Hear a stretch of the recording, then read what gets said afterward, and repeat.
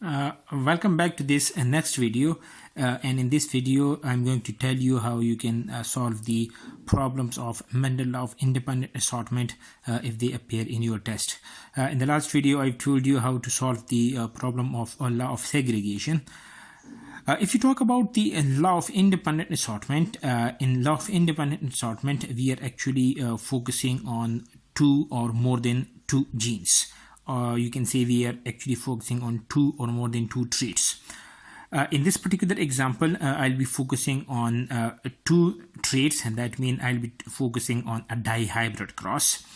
Dihybrid cross mean that you are actually focusing on two traits, and each of the trait that come in two varieties, and that means that the gene for that particular trait that have actually got two alleles.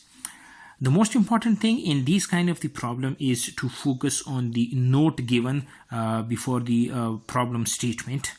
Now, if you look at the note in this particular case, this note says that in mouse, the rough coat habit that is dominant over the smooth coat. That means that the first trait you are focusing on, that is the morphology of the coat, and the morphology of the coat that come in two varieties. The coat can be rough or the coat that can be smooth. So from this note you are getting the idea that one of the traits you will be focusing on, that will be the morphology of the coat. If you look at this one, this says that the rough coat habit that is dominant over the smooth coat. Therefore the allele for the rough coat that will be represented by the capital R, and the allele for the smooth coat that will be represented by the small r. So this is one trait.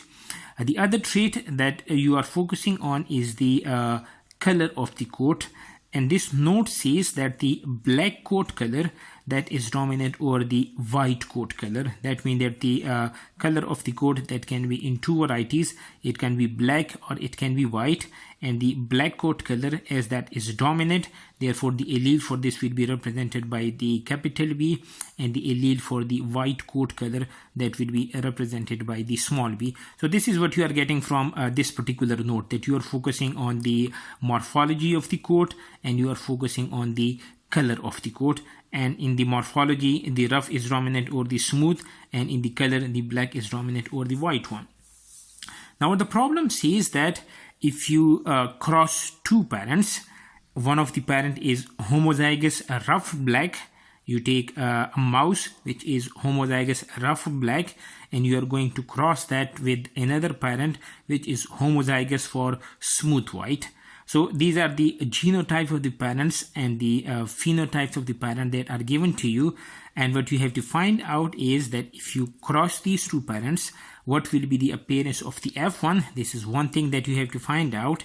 Another thing you have to find out is that what will be the appearance of the F2? This is the second part of the problem. Now the third part of the problem says that if you cross an offspring, the F1 offspring, with homozygous rough black mouse, what will be the appearance of the offsprings? And the last part of the question says that if you cross the F1 with homozygous smooth white mouse, what kind of the offspring you can expect. So this is the note given, and this is the problem statement. This is what you have to find out. Let's start how you can actually solve these kind of the problem. So the first thing is that you have to write about the genotypes of the parents. The genotypes of the parents. So if you talk about the parent number one, and if you look at the question, it says that this is homozygous rough black. That means that as that is rough, so it will be represented by a capital R, and as it is homozygous in nature, that means that both of the alleles that will be capital R and capital R. Another thing is that this is also homozygous for the black color of the coat, and as I've told you that the black coat color that will be represented by the capital B, and this is homozygous in nature, so the genotype will be capital B and capital B. So you can actually represent the homozygous rough black mouse, its genotype, as capital R and capital R.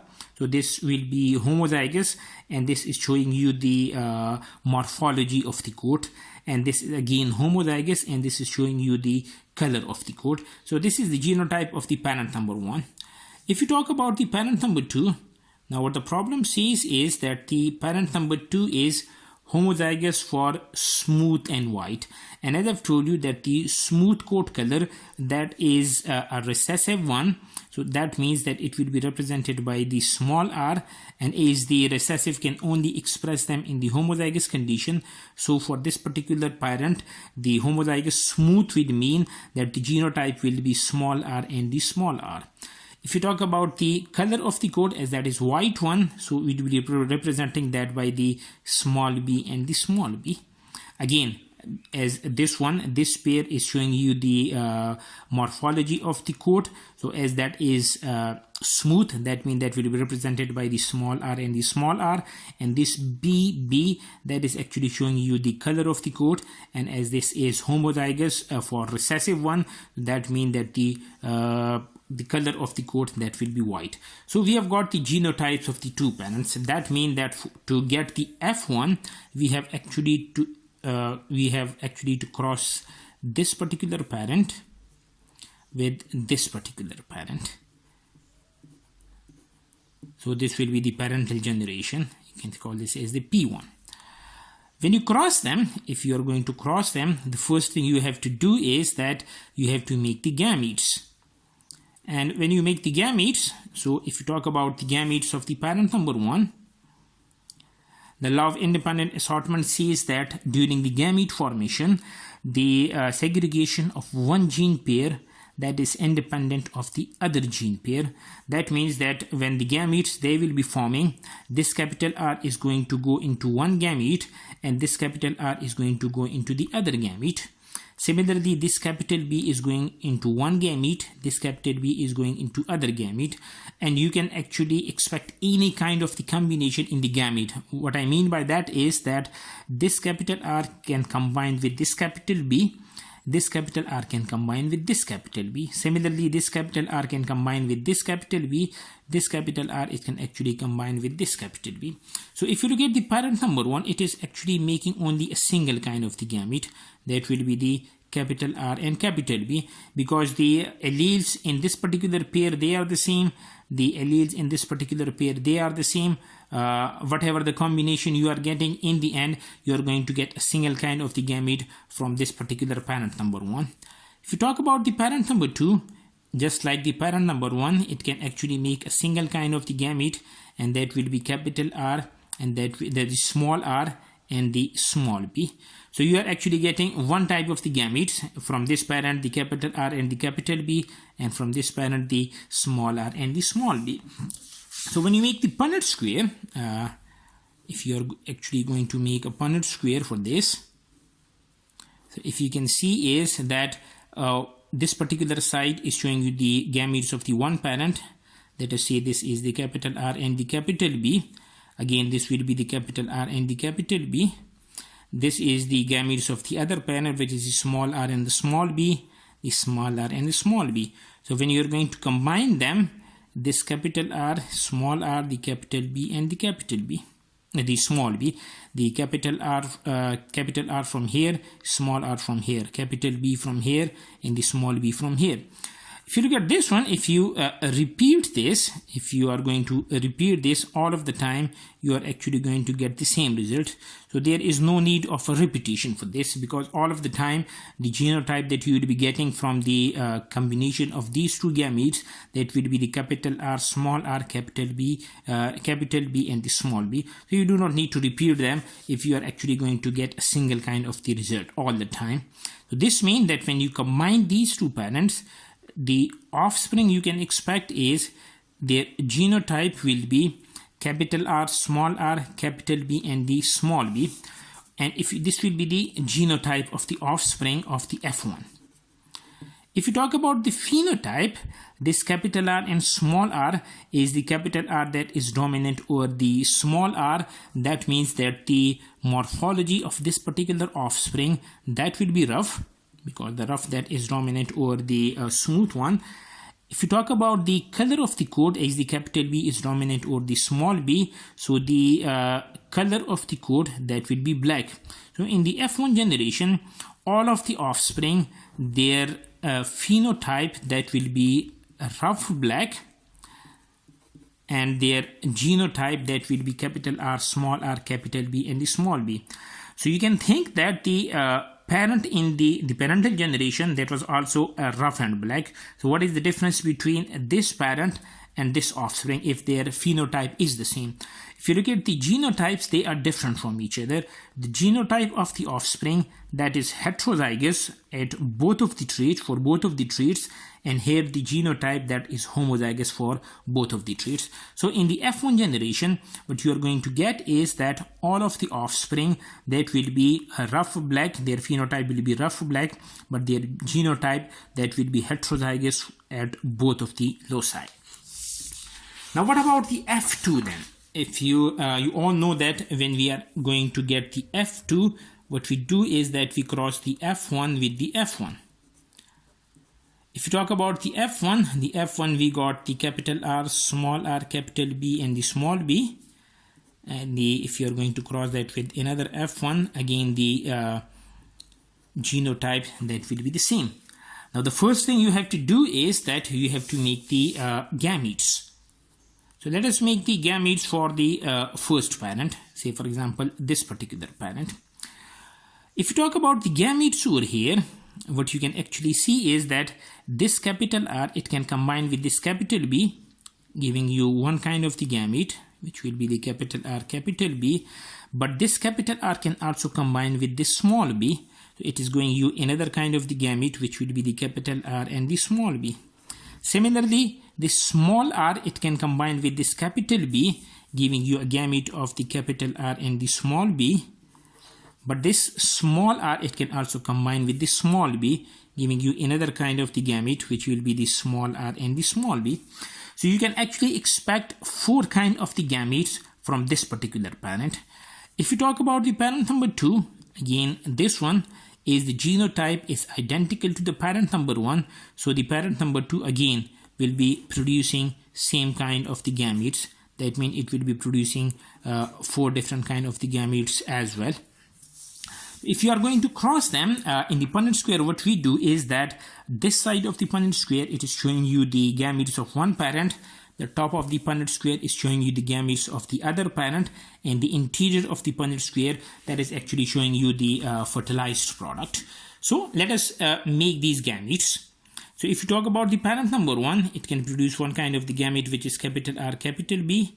Another kind of the gamete is the capital R and the small b.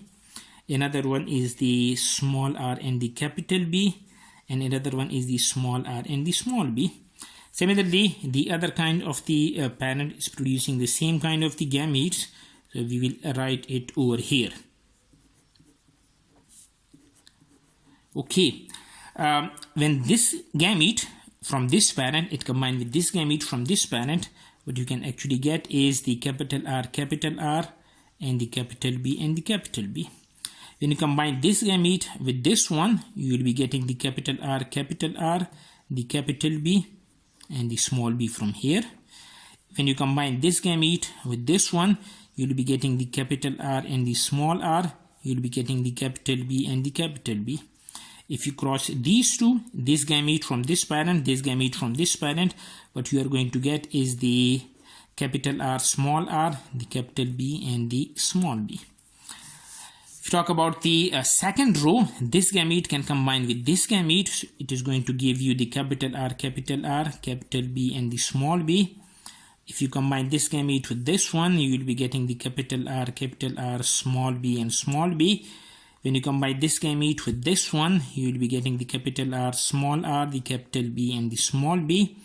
When you combine this with this one, you will be getting the capital R, small b, and the small b. Similarly, if you combine this gamete from this parent to this gamete from this one, you will be getting the capital R, small r, capital B and capital B. This gamete with this one, you will be getting the capital R, small r, capital B and the small b.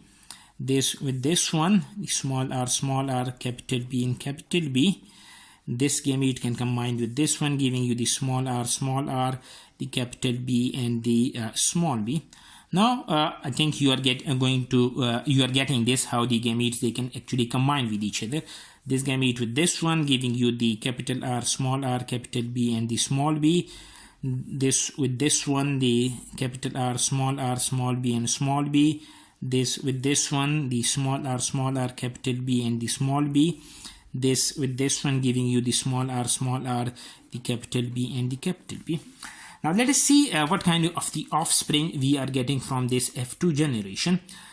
If you talk about this one, the first one, so is both of the alleles in this particular pair, they are capital R and capital R. This means that the morphology of the coat of this particular offspring will be rough, and this capital B and capital B, the coat color, that will be black. So one kind of the offspring that we can get, that will be the rough black. This is one kind of the phenotype that you can expect. So let us count how many rough black we have. This is a rough and black. If you talk about this one, again the capital R, that is representing the rough. The is the capital B that is dominant over the small b. So again the color that will be black. If you talk about this one, this is the capital R that is dominant over the small r. So the morphology that will be rough. Capital B and capital B will be representing the black coat color. If you talk about this one, this is rough. The capital B is dominant over the small b, so it will be black in nature. If you talk about this one, again this is rough and this is black. If you talk about this one, this is rough, but as you can see over here, this is small b and small b. That means that the color of the coat that will be white over here. If you talk about this one, again this will be rough and this is going to be black in nature. This one is going to be rough. The morphology of the coat will be rough, but as this is small b and small b, so it will be white. The color will be white. If you talk about this one, again this will be rough, and this capital B and capital B, that will be black. Talk about this one, again this is going to be rough and this is going to be black again. If you talk about this one, this is small and small r, that means that the appearance of the coat that will be smooth, but as this is capital B and capital B, so it will be black in nature. Again, this small r and small r will be representing the smooth coat, and the capital B and the small b, that will be representing the black color of the coat. If you talk about this one, this will be rough, this will be black. This will be rough, but this will be white. If you talk about this one, again this will be smooth and this is going to be black. And if you talk about this one, this will be smooth and this will be white. So if you talk about the rough one, if you count them, how many rough black you have, this is 1, 2. I am representing the rough black by the RB. So this is 1, 2, 3, 4, 5, 6, 7, 8 and 9. We are actually getting 9 rough black over here. The other kind of the phenotype that we are getting, that is the rough and white. So let us count the rough and white one. How many rough white we are getting? So this is 1, this is 2, and this is 3. We are getting 3 rough white. If you talk about this one, how many smooth black we are having? So if you count the smooth black, I am representing them by the SB. This is smooth and this is black. So this is 1, this is 2, and this is 3. We are getting 3 smooth and black one. And the last one, we are getting the smooth and white. And we are only getting 1 smooth and white over here. So what you are actually seeing is that in the F2 generation, you are actually getting a 9 to 3 to 3 to 1 ratio. 9 rough black, 3 rough and white, 3 smooth black, and 1 smooth white. If you talk about so this is actually showing you the phenotypes. These are the different kind of the phenotypes that you can expect in the F2 generation. The genotype that will be more complex. Let me give you some of the examples of the different genotypes over here. If you talk about this one, the phenotype over here, that is rough black. But in this particular case, both of the traits, they are present in the homozygous condition, like this capital R and capital R, this is in the homozygous condition. The capital B and the capital B, again, this is in the homozygous condition. That means that both of the traits, they are present in the homozygous form. If you talk about this one, the phenotype again is a rough black, but the genotype is different. This particular offspring is homozygous for the rough character, but it is heterozygous for the color character. This is black, but here the black is in the heterozygous condition, not in the homozygous condition, as compared to this one. Here the black is in the homozygous condition, but here the black is in the heterozygous condition, but the phenotype, that is the same. If you talk about this one here, again, the rough character is present, but if you compare that with this one, here the rough character is in the heterozygous condition. And if you talk about the color, again, this is in the homozygous condition. And if you talk about this one, here both of the traits, they are in their heterozygous condition. If you look at the genotypes over here, both of them, this capital R, small r, that is in the heterozygous condition.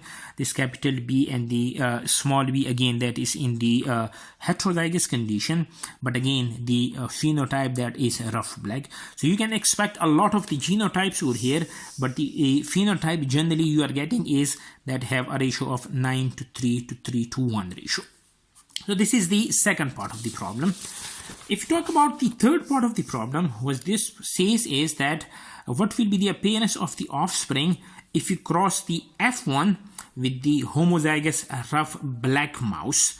That means if you are going to cross the F1 with one of its parents, which is in the homozygous condition, this means that if you cross the F1, the genotype of the F1 we already know that is the capital R, small r, capital B, and the small b. And you have to cross that with the homozygous rough black mouse. So if you talk about the homozygous rough black mouse, the homozygous rough black mouse, the genotype that will be capital R, and the capital B and the capital B. This is how the genotype of the homozygous rough black mouse appears. So what will be the appearance of the offspring if you cross these two parents to each other? Now, the first thing we have to do is that we have to make the gametes. Let us make the gametes for the parents. We have already seen how a heterozygous rough black mouse, and that is heterozygous at both of the loci, how the gametes they look like. We have already made them. If you see over here, I've already shown you that how heterozygous F1 they make the gametes. So we already know the gametes of the F1, so we do not have to repeat them. So the it can have the capital R, capital B, one of the gamete. Can have the capital R and the small b. Can have the small r, capital B, and the small r and the small b. These are the four kind of the gametes that we can expect from this particular parent. And again, as I've told you, that this particular parent is going to make a single kind of the gamete that will be the capital R and the capital B. So now we have the gametes of both of the parents. The next thing we have to do is that we have to make a Punnett square over here. Now let us make a Punnett square over here, and I'll be keeping it very simple over here this time, and I'll tell you how you can actually solve this problem without wasting your time. This particular side is showing you the gametes of this particular parent, the capital R, capital B, the capital R, small b, the small r and the capital B, the small r, and the small b. Now the other kind of the parent is making a single kind of the gamete, the capital R and the capital B. Now let us combine them, let us fertilize them. So if you cross this gamete over here and this gamete over here, that is going to give you the capital R, the capital B and the capital B. If you cross this particular gamete with this one, you will be getting the capital R, small r, the capital B and the small b. This will be the capital R, small r and the capital B and the capital B. If you cross these two, that is going to give you the capital R, small r, the capital B and the small b. Now usually what we do is that we make 16 offsprings, but if you do this, say for example, if you are actually going to make another pair over here, the gametes from this particular parent is of the same type, again the capital R and the capital B. So if you combine this with this one, you will be getting this kind of the result. If you combine this with this one, you will be getting this kind of the result. If you combine this with this one, you will be getting this kind of the result. So when a parent is going to make a single kind of the gamete, there is no need to repeat them 4 times, because that is only going to waste your time, and in the end you are going to get the same kind of the results. So in these particular problems, doing them once, that is enough. So if you talk about the phenotypes over here, this particular offspring, that will be rough and that will be black in nature, because this capital R, that will be representing the rough coat. The capital B and capital B show the black color of the coat. If you talk about this one, again you will be getting the rough and black. If you talk over here, again you will be getting the rough and black. And if you talk about this one, again you're going to get the rough and the black one. That means that if you cross the F1 again with the homozygous rough black, in all of the cases, all of the offsprings, their appearance that will be rough and black. All of them, that will be rough and black. Here if you can see, this is rough black, but this is homozygous at both of the loci, capital R and capital R, the capital B and the capital B. If you talk about this one, again this is rough and black, this is rough and this is black, but the genotype that is different from that particular offspring. If you talk about this one, again this is rough and black, this is rough and this is black, but its genotype is different from the other 2 offsprings. And if you talk about this one, again the phenotype that is rough black, but the genotype that is different from all of the other offsprings.